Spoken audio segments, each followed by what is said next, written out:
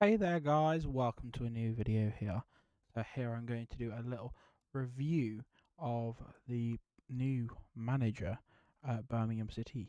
So obviously the appointment of John Eustace was confirmed not a couple of days ago at the club. So I thought I'd have a little bit of a look into him and what he's done in his past, what he's looking to do at the club, and I've asked another fan of another club that he's managed at what their opinions were him that I had, and what sort of football we could expect. So, looking from it from a fan's point of view, obviously he isn't an overly experienced manager, which could go very much one of two ways. So you have the one way of he's not experienced enough, he hasn't been there, he hasn't done that, so he's new to management, and obviously he hasn't experienced enough yet, and could obviously go badly and not have the ability to be able to turn around quite a bad position that we could be in. But it is also something a lot of fans have been asking for. So recently, I have seen a lot of fans saying they would quite like a lower level manager to come up to us, and possibly inexperienced and younger manager to be able to prove their worth at the helm of our club. So I decided to look into the history of John Eustace and what he's done at other clubs. Obviously, he's only been manager of one club. He was caretaker at another, but that was only for like 7 games, so when they were in a really bad spell. So in his history, I looked at him, and he was manager of Kidderminster Harriers. Now, Kidderminster Harriers at that point were called the non-league Barcelona. They got into the playoffs for 2 seasons on the trot, and he played very good football. He is apparently a good manager in non-league. Obviously, not experienced in our leagues, but this could be a positive look on the style of football we may be playing. He had 103 games played, 55 games won, 22 games drawn, and just the 26 games lost. That is a 53% win ratio. Now, obviously, that's in non league, so it's not as highly experienced as our league. And obviously, this is something that's difficult to look at and think he is going to be able to do it at our level and just go, this is what he's going to do. But it's a good look at a manager who's playing good style of football and getting quite a few wins out there. He was also QPR's assistant from there, so he was called up to be QPR's assistant. I'm not sure who it was under at that point. It might have been under McLaren. So he got experience under that until from 2019 until 2018 until 2022. Obviously, he was under Mark Warburton, also the manager that was also linked with the Birmingham City job about half a month ago. So he obviously was the assistant manager there and was highly thought of, being linked with a couple of championship clubs and being highly linked with one at job at Swansea City when they were in the playoffs this season before. So it's another club that has looked at him there. He was also in 2022. He has been the Republic of Ireland assistant manager. He hasn't been there for long, and obviously has come to us to be a head coach. Obviously, he isn't a ridiculously experienced head coach out there, but I feel other head coaches we've had a chance to prove themselves before, and potentially all of those have gone wrong. Now, we are still a championship club.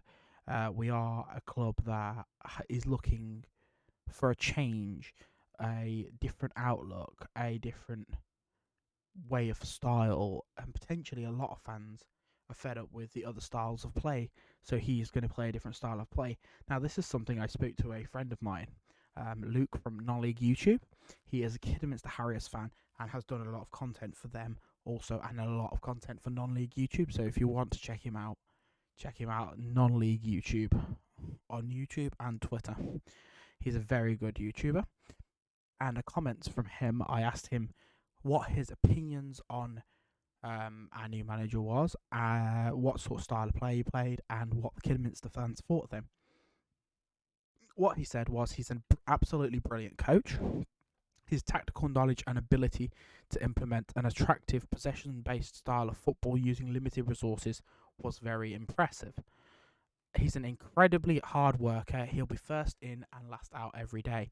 He's got no ego, and everyone at Harriers had huge respect from him. I hope he really does well at Blues. So obviously there, Luke has told us that his sort of style of football he wants to play with will be a possession-based football, and that at Kidderminster he had limited resources.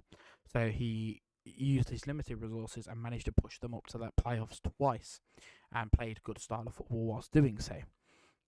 And he apparently has very good tactical knowledge, and also is the first in, last out every day. So he's the kind of guy who's going to be there and try and make sure that everything can be done, and done as much as he can in a day. So that is quite good to have a look at. Obviously, a lot of people at the Harriers had a lot of respect for him, and the fact that he hasn't got a huge ego. So some of the managers in previous other clubs and stuff like that have a bigger ego in the Championship. So somebody coming with a no ego, a different outlook on the way we'll be playing, different things like that, could be a good look for our club. Obviously, we have had our first pre-season friendly.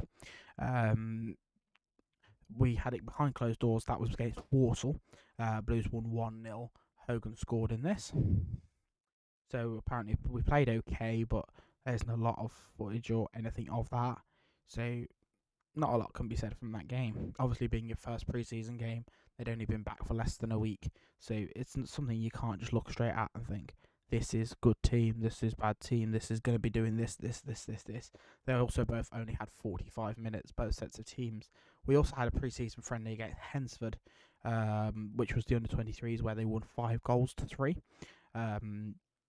Apparently they did play quite well attackingly. They were a little bit dodgy in defence, but it did look like an inexperienced side. So since he has come in, he has made a couple of signings already. His first signing was bringing Sanderson back in on loan for this season. I feel this is a very good move for the club. He knows the club, he knows the fans, he knows the way we play. He played with Eustace at QPR in the second half of last season. So he knows Eustace, and Eustace knows him, and the best ways to use him. So I feel that is a very good move for that. Obviously, Sunyik left the club on loan yesterday, and Villalba and Sanchez also have left the club permanently, and a few others have left on loan, I think. So I think it's a good look for the team, as Eustace has been given a fresh start, the ability to potentially build his own squad and build his own look. He has got a 3-year contract, which is good. We also signed a player who I'm going to butcher's name here. I'm going to attempt it, but this could go very wrong. I will put it up his name up to the camera so you guys know who I am on about. I'm going to go with Pleta.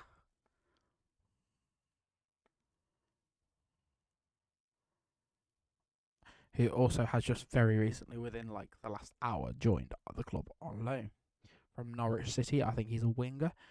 Norwich fans didn't have masses to say about him, but they also didn't have a lot to say about Hernandez, who I think for us was arguably one of our best players last season. So interesting to be said there. But obviously we've got the friendlies in Portugal coming up. We've got friendlies against Burton. We've got a friendly against Cheltenham. Potential other friendlies to be announced with time still left to the season. And I think Rayo Vallecano friendly also. So you're looking at a decent pre-season. Hopefully 3 or 4, potentially 5 more players to come in. An exciting new squad. Hopefully a decent season with a new upcoming manager who can change our fortunes around a bit and propel us forward. So hopefully that can happen. Hopefully 12 months from now I'm doing a totally different vlog saying how brilliant Eustace is, how brilliant of an idea it was bringing him in, all these brilliant players that we've signed, and a great season that we've had. So yeah, obviously in the next couple of weeks I will do my end of pre-season video, what we've seen in pre-season. I'll also do some reviews of the pre-season matches, as obviously I'll watch some of those. I'll hopefully be at a couple of them. Maybe Burton, maybe Cheltenham. I won't be able to go to Portugal, but hopefully I'll go to Rayo Vallecano friendly as well and see how we're playing just before the start of that season. So yeah, hopefully we can look forward to a new look for the squad, a new look for the season, and hopefully, as it says on my t-shirt, better days ahead. Anyway, keep right on to the next things, on to the next video. Adios.